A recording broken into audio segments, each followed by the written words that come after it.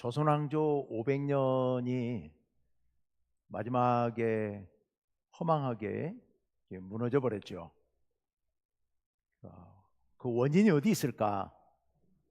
강력한 외세 침략을 받은 것도 있었고 또 여러 가지 복잡한 문제들이 있습니다만은 가장 심각한 문제는 왕실이 약해져 버린 게 문제가 있었을 겁니다. 거의 망하기 한 100년 동안, 마지막 100년 동안은 왕실이 아주 약해져서, 한마디로 왕실에 사람이 없어서, 왕을 세울 사람이 없어서 속된 말로 왕 찾아 산만리를 해야 되는 그런 상황에 오게 됐었지요.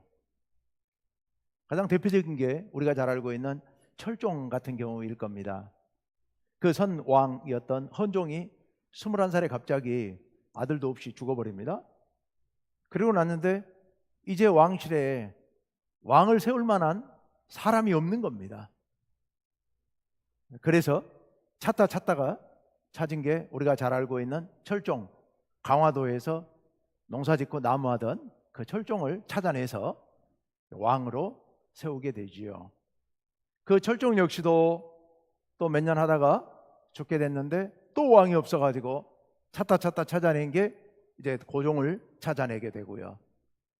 자, 철종 같은 경우에 예를 들자면 본인이 왕이 되리라고는 전혀 생각지 못했을 겁니다. 사람들도 그가 왕이 될 거라고는 꿈에도 상상도 안 했을 겁니다. 왜냐하면 그가 왕이 될 가능성이 거의 없었거든요. 왕족은 왕족이었는데 자기 포함해서 5대째 서자입니다. 5대째 내리내리 영조부터 시작해서 다 서자 출신들이어서 보통 서자들은 조선시대에 왕이 되기 어려웠습니다. 되긴 되지만, 정 없을 때 되긴 되지만 쉽지 않은 상황이었지요. 뿐만 아니라 역적 집안입니다. 자기 할아버지였던 은원군이 정조 때 역적으로 몰려가지고 강화도 교동도로 유배당했다가 40년 만에 그 집안이 풀려났는데 할아버지는 죽고 아버지가 이제 돌아와서 이 철종을 낳게 돼요. 근데 철종이 왕이 되기 5년 전에 또 철종의 큰형이 또 역적죄로 몰린 겁니다. 그래서 이 철종 포함해서 그 형제들이 다 강화도로 또 유배를 간 거죠. 그렇게 강화도에 유배 가서 살고 있었던 겁니다. 왕이 될 가능성이 없으니까 왕으로서 교육받을 일도 없었고 훈련받을 일도 전혀 없었고요. 전혀 준비가 안 돼 있는 거지요. 그런데 그가 갑자기 왕이 된 겁니다. 왕을 세울 사람이 전혀 없으니까 할 수 없이 이 철종을 찾아내 가지고 왕으로 세우게 된 거죠. 그러다 보니까 왕이 힘이 없는 겁니다. 왕이 되긴 됐지만 뭐 아는 것도 없고 훈련받은 것도 없고 그리고 왕실에 사람도 없고, 그러니까 외척들이 세도 정치를 하고 마음대로 자기들의 권력을 누리고 착복을 하고 하는데도 불구하고 견제를 못하는 거지요. 백성들을 어떻게 이끌어갈 것인지 하는 그런 꿈도 없고 또 그걸 이끌어갈 수 있는 능력도 없고, 그러니 나라가 급속히 기울어지게 되면서 결국은 그 외세 침략을 막을 방법도 없어서 무너져 버리고 말았던 겁니다. 왕이 힘이 있으려면 실제적인 힘도 있어야 되지만 사실은 조선시대 같은 세습 왕조에서는 정통성이 굉장히 중요하죠. 왕이 정통성이 없어지게 되면 힘을 잃어버리게 됩니다. 요즘 이제 민주주의 사회 같으면요, 뭐 그런 정통성이 문제가 아니라 국민들의 지지가 그 힘의 원천이죠. 요즘 우리나라도 대통령이 국민들의 지지를 잃으면서 힘을 잃어버리고 힘을 잃어가고 있어서 참 안타까운 일인데요. 나라를 위해서 정말 안타까운 일인데, 왕이 정통성을 잃어버리면 힘을 잃어버릴 수밖에 없다. 근데 오늘 왕이신 그리스도 주일입니다. 우리 예수님이 우리의 왕이시라는 것을 확인하고 또 우리로 하여금 우리가 예수님을 우리의 왕으로 모시겠다는 그런 결단을 하는 그런 주일이 오늘 왕이신 그리스도 주일입니다. 자, 그런데 예수님께서는 어떻게 우리의 왕이신가? 예수님께서는 도대체 어떤 과정을 거쳐서 또 어떻게 우리들을 왕으로서 통치하시는가? 오늘 말씀을 통해서 확인해 보려고 합니다. 오늘 말씀은 사실 예수님께서 빌라도에게, 로마 총독 빌라도에게 끌려가서 재판받는 장면입니다. 그 전에, 그 전날 붙잡혀서 대제사장 무리들, 유대인 무리들에 의해서 신문을 받고, 그리고 빌라도에게 이제 고소를 해서 빌라도의 재판을 받고 있는 그런 상황입니다. 오늘 요한복음에는 그 대제사장 무리가 어떤 죄목으로 예수님을 빌라도에게 고소했는지가 나와 있지 않습니다. 잘 알 수가 없습니다. 하지만 빌라도가 예수님을 신문하는 이야기를 보면 어떤 죄목으로 고소됐는지 우리가 짐작할 수 있죠. 오늘 말씀 33절부터 순서대로 쭉 훑어가면서 읽어 내려가면서 어떤 문제가 있었기에 고소가 됐고 어떻게 재판이 이루어졌는지를 볼 수 있습니다. 자, 33절 말씀을 같이 한번 읽어봅시다. 다 같이 읽습니다. 시작. 이에 빌라도가 다시 관정에 들어가 예수를 불러 이르되 내가 유대인의 왕이냐? 예수님께서 무슨 죄목으로 재판을 받는 겁니까? 자기 스스로 왕을 사칭했다는 겁니다. 왕을 사칭했다는 거예요. 그러니까 대제사장 무리가 예수를 이 사람이 유대인의 왕이라고 그랬다는 거죠. 다른 말로 바꾸면 반역죄를 범했다는 겁니다. 로마 황제 가이사에게 반역을 범했다, 이렇게 고소가 된 겁니다. 그러니까 빌라도 총독이 예수에게 묻습니다. 네가 왕이냐? 라고 물은 겁니다. 그런데 사실은 대제사장 무리가 빌라도에게 이 예수가 왕이라고 그랬다고 한 건 아니에요. 뭐라고 그랬느냐? 이 사람이 하나님의 아들이라고 그랬다는 거예요. 신성모독이라는 거예요. 그렇게 고발을 했습니다. 그런데 이 대제사장 무리가 교묘하게 말을 한 겁니다. 신의 아들이라고 사칭을 했다라고 얘기를 하는 겁니다. 근데 그 말을 빌라도는 왕을 사칭하면서 반역을 했다는 말로 알아들은 겁니다. 왜 그렇게 알아들었을까요? 그게 그럴 만한 사연이 있습니다. 로마 황제가 자기 스스로를 이야기할 때 자기를 신의 아들이라고 합니다. 자기를 신의 아들이라고 해요. 그런데 예수가 본인이 신의 아들이라고 그러니 이건 황제에 대한 반역인 거예요. 신의 아들이라는 말을 로마인들은 황제에게 쓰는 말이고, 만약 누군가가 그렇게 사용한다면 그건 반역이라고 생각을 한 겁니다. 자기가 왕 행세를 했다는 거지요. 그러니까 이 빌라도 총독이 예수님을 향해서 그렇게 묻고 있는 겁니다. 네가 왕이냐? 라고 물어본 겁니다. 그때 예수님께서 뭐라 그러시느냐? 34절. 예수께서 대답하시되 이는 네가 스스로 하는 말이냐? 다른 사람들이 나에 대해서 너에게 한 말이냐? 이렇게 예수님 물으십니다. 당신이 판단해서 나에게 물어본 겁니까? 아니면 남들이 그렇게 말하니까 당신이 그 말을 받아서 내게 하는 말입니까? 라고 묻죠. 그랬더니 빌라도가 뭐라 하느냐? 35절에 빌라도가 대답하되 내가 유대인이냐? 네 나라 사람들과 대제사장들이 너를 내게 넘겼으니 네가 무엇을 하였느냐? 이렇게 빌라도가 다시 묻습니다. 무슨 얘기냐면 빌라도가 약간 화를 낸 겁니다. 사람들이 나를 유대인의 왕이라고 하던가요? 라고 예수님께서 물어보니까 빌라도 하는 얘기가, 아니 유대인들이 뭐라 그러든 나는 총독인데 내가 그들의 말 듣고 이러저런 얘기하겠느냐라는 얘기예요. 나는 그들의 말과 상관없다. 단지 네 나라 사람들 대제사장들이 너를 고발했으니 네가 도대체 무슨 일을 한 거냐? 라고 예수님께 물어본 겁니다. 자, 그랬더니 예수님께서 36절 처음 부분과 끝 부분만 제가 뗐습니다. 너무 길어서. 예수께서 대답하시되 내 나라는 이 세상에 속한 것이 아니니라. 그리고 끝 부분에 이제 내 나라는 여기에 속한 것이 아니니라. 예수님 그렇게 말씀하세요. 내가 왕인데, 예수님께서 내가 왕 맞는데, 근데 내가 다스리는 나라는 이 세상에 속한 나라가 아니다. 너희 황제 가이사의 나라하고 내 나라는 전혀 별개의 것이다. 상관없는 나라이다 라는 그런 얘기입니다. 그러면서 내가 왕이라고 하는 것은 너희가 황제, 너희가 왕이라고 하는 것과는 전혀 다른 차원의 얘기다 라고 말씀하신 것이죠. 그랬더니 그 말을 듣고 빌라도가 다시 묻습니다. 37절이 기니까 앞부분만 봅시다. 다 같이 한번 읽어봅시다. 시작. 빌라도가 이르되 그러면 내가 왕이냐? 예수께서 대답하시되 내 말과 같이 내가 왕이니라. 아멘. 우리 예수님께서 뭐라고 말씀하셨다고요? 내가 왕이니라. 내가 왕이니라 라고 말씀하세요.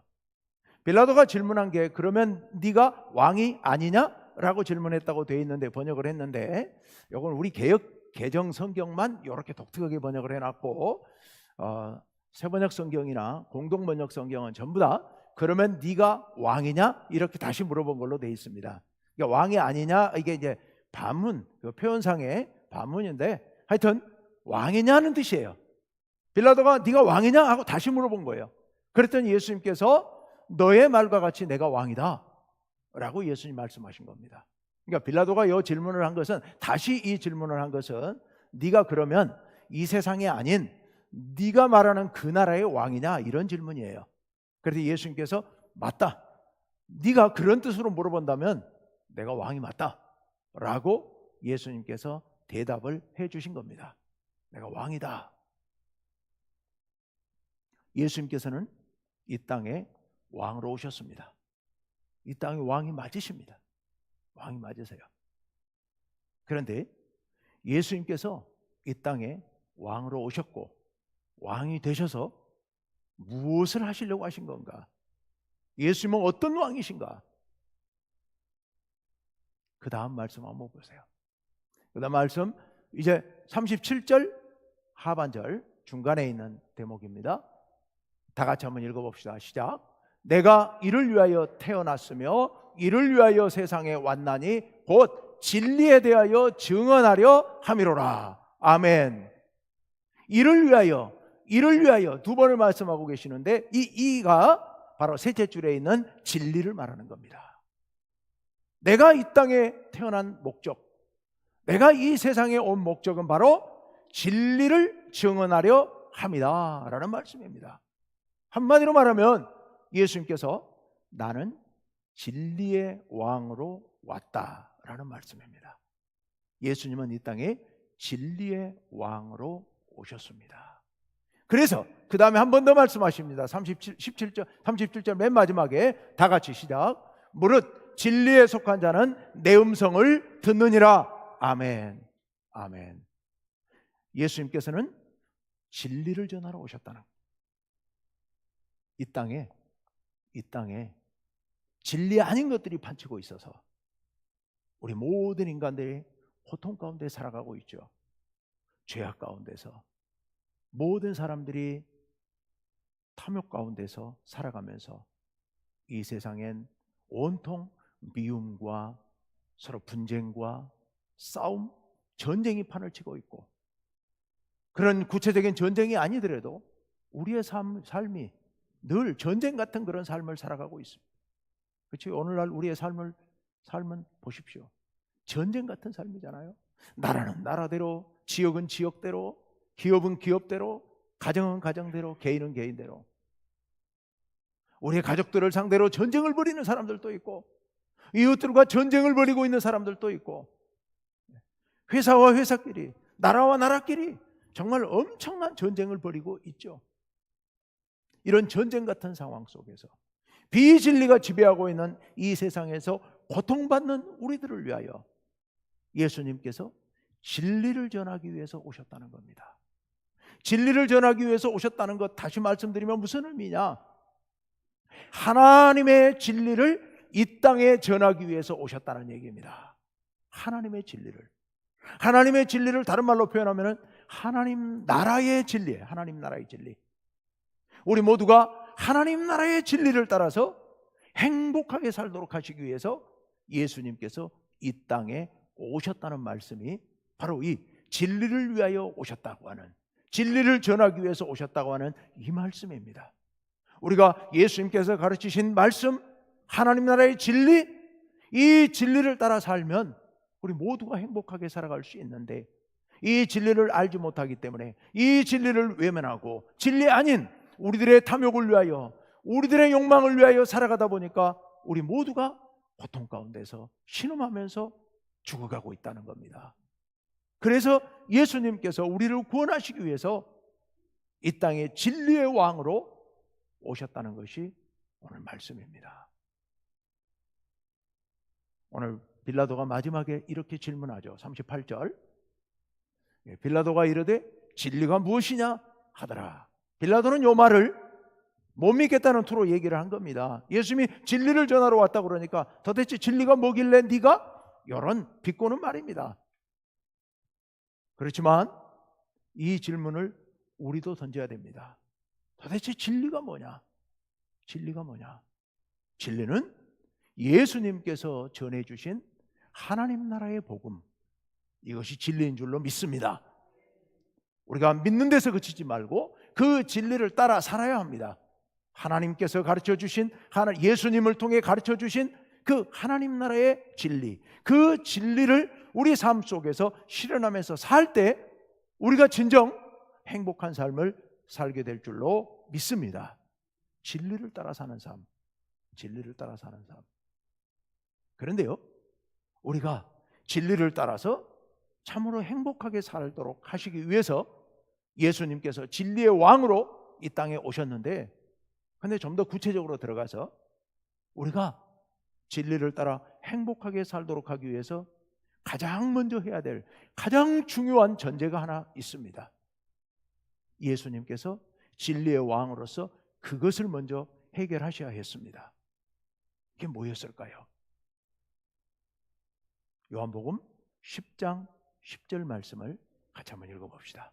요한복음 10장 10절 말씀 다 같이 읽습니다. 시작. 도둑이 오는 것은 도둑질하고 죽이고 멸망시키려는 것뿐이요 내가 온 것은 양으로 생명을 얻게 하고 더 풍성히 얻게 하려는 것이라. 아멘. 예수님께서 선한 목자, 당신이 나는 선한 목자다 라는 말씀을 하시는 대목입니다. 다른 도둑들과 다르다. 다른 도둑들은 죽이고 멸망시키려는 것이지만 나 선한 목자 예수 그리스도는 양으로 생명을 얻게 하려는 것이다 라고 말씀하세요. 지금 양과 목자의 비유로 말씀하십니다. 이것을 우리 인간의 삶으로 옮겨오면, 바꾸면 우리 인간과 우리의 왕이시죠. 우리는 양 같은 그런 인간들입니다. 예수님은 목자세요. 목자라는 말은 우리의 왕이시란 얘기예요. 왕이 되신 예수님께서 우리가 진리 안에서 행복하게 살도록 하시기 위해서 가장 기본적으로 하신 일, 그게 뭐였느냐? 우리에게 생명을 주시는 일입니다. 우리의 생명을 회복시키는 일입니다. 예수님 그 일을 위해서 오셨다는 겁니다. 우리가 살아있는데, 우리가 살아 숨쉬고 있는데 무슨 생명요? 우리가 육신적으로는 살아있지만 우린 영적으로 죄악에 빠져서 이미 멸망하고 있는, 죽어가는 생명들이죠. 우린 이미 죽은 자들입니다. 죄악으로 인해 죽은 자들이에요. 그런 우리를 살려내시기 위해서, 우리에게 생명을 주시기 위해서 주님께서 오셨다는 겁니다. 주님께서 우리의 생명을 살려내기 위해서 오셨어요. 그래서 왕으로 오신 겁니다. 그러면 어떻게 주님께서 우리를 살려내신 겁니까? 14절과 15절 말씀을 부분적으로 봅시다. 이렇게 말씀하고 있죠.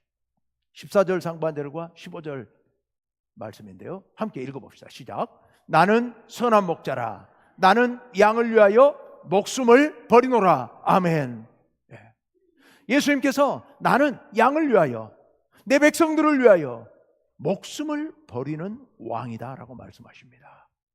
여러분, 우리를 살려내시기 위해서, 우리를 구원하시기 위해서, 우리에게 생명을 주셔서 우리로 하여금 진리 안에서 참 행복을 누리도록 하시기 위해서 예수님께서 뭘 하셨다고요? 당신의 목숨을 버리신 겁니다. 우리가 잘 아는 대로 예수님께서 십자가에서 우리를 위해 죽으심으로 말미암아 우리의 생명을 살려내셨고, 그래서 우리가 참 생명, 영원한 생명을 누리면서 진리 안에서 참 행복을 누리고 살도록 우리를 인도해 주신 겁니다. 우리를 위해 생명을 내주심으로 말미암아. 그러므로 예수님은 진리의 왕이신데, 진리의 왕이시라는 말씀은 다른 말로 생명의 왕이라고 말할 수 있습니다. 여러분, 예수님은 진리의 왕이십니다. 그러면서 동시에 무슨 왕이시라고요? 생명의 왕이세요. 우리에게 생명을 주시기 위해서 당신의 생명을 내주신 그런 생명의 왕이세요. 우리를 위해 죽으시고 우리를 위해 부활하심으로 말미암아 우리를 살려내신 참 생명의 왕이십니다. 근데 여러분, 왕이 어떻게 왕이 될까요? 제가 조선시대 왕들을 대충 그들이 어떻게 왕이 되는지를 제가 쭉 생각해 보니까 한 세 가지 부류가 있는 것 같아요. 세 가지 부류. 첫 번째, 어떻게 왕이 돼요? 자기 스스로의 힘으로 왕이 된 사람들이 있어요. 이게 태조 이성계 같은 경우에 고려를 멸망시키고 자기가 나라를 세워서 왕이 됐어요. 또 세조 같은 경우에는 단종, 자기 조카를 죽여버리고 자기가 왕이 됐어요. 자기 힘으로 된 거죠, 그거는. 자, 그런 왕들이 있는가 하면 또 다른 왕들이 있습니다. 아버지 덕에 그냥 가만히 있다가 왕이 된 사람들이 있습니다. 가만히 있다가 왕이 된 사람들이 대다수죠. 대다수, 대를 이어서 아버지가 왕이니까 자기도 그냥 왕이 되는 그런 경우가 있습니다. 저절로 왕이 된 사람들. 세 번째 부류, 자기도 모르는 새에 어쩌다가 왕이 된 사람들. 아까 말씀드렸던 철종 같은 경우가 그런 경우이죠. 왕이 될 거라는 꿈에도 생각도 안 했는데 어쩌다 보니까 왕이 돼버린 경우, 이런 경우도 있을 겁니다. 그렇다면 우리 예수님은 어떻게 왕이 되셨을까요? 우리 예수님은 우주 만물을 창조하시고 다스리시는 하나님의 아들이시기 때문에 우리 예수님은 왕이십니다.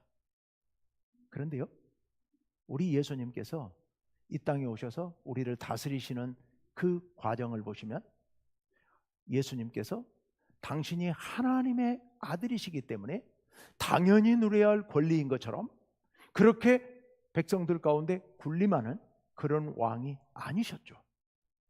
예수님이 어떻게 우리의 왕으로 우리를 다스리십니까? 예수님은 하나님의 아들의 모든 특권을 다 내려놓으시고 이 땅에 맨몸으로 오셨습니다. 그것도 가장 가난한 지역 갈릴리에 가장 가난한 목수의 아들로 태어나신 거예요. 그리고 그 어려운 지역에서 어려운 환경 속에서 성장하셨고, 그리고 그 어려운 사람들과 함께 사신 겁니다. 가장 가난한 무리들, 가장 어렵고 가장 헐벗고 가장 소외된 무리들의 이웃이 되어주시고 친구가 되어주시면서 그들과 함께 사시면서 그렇게 우리에게 하나님의 진리를 가르쳐 주셨습니다. 뿐만 아니죠. 여러분, 예수님께서는 우리를 위해서 방금 말씀드렸던 것처럼 십자가에 달려 돌아가심으로써 왕이 되신 겁니다. 십자가에 달려서 모든 죄를 짊어지고 돌아가셨다가 부활하심으로 말미암아 다시 하나님 보좌에 앉으셨고 하늘 보좌에 앉으셔서 우리를 다스리시는 왕이 되신 겁니다. 여러분, 예수님께서는 높고 높은 보좌에 앉아 계신 게 아니고 저 낮고 천한 이 땅 가운데 오셨습니다. 화려한 왕복을 입고 계셨던 게 아니고 그 왕복을 다 벗어 던져버리고 벌거벗겨진 채로 십자가에 매달리심으로 왕이 되셨습니다. 아주 권위 있고 화려하고 높은 왕자에 앉아 계신 게 아니라 모든 사람들이 손가락질하는 저 십자가에 매달려서 고통 속에서 울부짖는 그런 왕이셨습니다. 사람들로부터 비난받으면서 모욕을 당하시면서 크고 화려한 왕릉에 묻히신 게 아니라 돌로 판 돌무덤에 묻히셨습니다. 그렇게 왕이 되셨습니다. 자기의 모든 것을 다 내려놓고 더 이상 낮아질 수 없는 데까지 낮아져서 그래서 우리에게 진리를 가르쳐 주시고 우리에게 참 생명을 주셨습니다. 그래서 우리의 왕이 되셨습니다. 여러분, 예수님은 그런 진리의 왕이시고 그런 생명의 왕이십니다. 우리의 왕이 되셨습니다. 그러니 우리가 그 왕 예수님을 찬양하고 높일 수밖에 없지요. 그런데요, 한 가지 중요한 문제가 있습니다. 어떤 문제가 있느냐? 세상의 다른 왕들은 권력을 이용해서, 힘을 이용해서 강제로 사람들이 위해 군림하고 사람들을 다스립니다. 법으로 다스리고 힘으로 다스리고 그리고 간교한 수단들로 다스립니다. 그런데요, 우리 왕이신 예수님께서는 한 번도 그런 힘을 사용하신 적이 없습니다. 지금도 앞으로도 그런 힘을 전혀 사용하지 않으십니다. 그러다 보니까 무슨 문제가 있어요? 우리가 스스로 예수님을 왕으로 모시고 섬기고 따르지 않으면 우리와 상관없이 되어버릴 수도 있습니다. 이게 문제인 겁니다. 예수님께서는 우리를 강제로 당신의 백성들로 지배하지 않으시기 때문에 우리의 자발적인 복종이 없으면, 자발적인 순종이 없으면, 우리가 자발적으로 매일같이 날마다 매 순간 우리 예수님을 나의 삶의 왕으로 모시지 않으면 우리와 상관이 없어져 버릴 수가 있다는 얘기입니다. 그러니 우리에게는 이건 심각한 문제인 겁니다. 여러분, 어떻게 하시겠습니까? 여러분의 결단이 없으면 예수님 진리의 왕이시고 우리에게 참 생명을 주시고 우리에게 진정한 행복을 주시는 예수님의 그 왕으로서의 통치가 우리와 아무 상관이 없는데 여러분 어떻게 하시겠습니까? 예수님을 우리의 왕으로 모셔야 될 줄로 믿습니다. 우리가 자발적으로, 우리가 적극적으로 우리 예수님을 우리의 왕으로 섬겨야 됩니다. 그래서 예수님의 날마다 예수님의 뜻을 묻고 예수님의 뜻을 생각하고 그 뜻대로 살겠다고 결단하고 나의 뜻을 내려놓고 예수님 앞에 복종할 때, 예수님 뜻에 자발적으로 복종할 때, 그럴 때만 진정 우리는 예수님의 백성이 될 수 있는 줄로 믿습니다. 여러분 어떻게 하시겠습니까? 여러분 예수님의 백성이 되시겠습니까? 대답이 자신이 영 없으신 것 같은데요. 제가 다시 묻습니다. 여러분 예수님의 백성으로 사시겠습니까? 우리 그렇게 삽시다. 예수님을 왕으로 모시고 높이 모시면서 예수님의 뜻에 전적으로 순종하면서 그렇게 살아가시기를 간절히 바랍니다. 그럴 때 여러분의 삶이 진리 안에 있게 될 것이고 여러분의 삶에 참된 행복이 넘칠 줄로 믿습니다. 우리 모두가 참 생명을 누리게 될 줄로 믿습니다. 예수님을 왕으로 섬기고 그렇게 왕이 되신 예수님을 본받아 살아가시기를 간절히 바랍니다. 함께 기도합시다.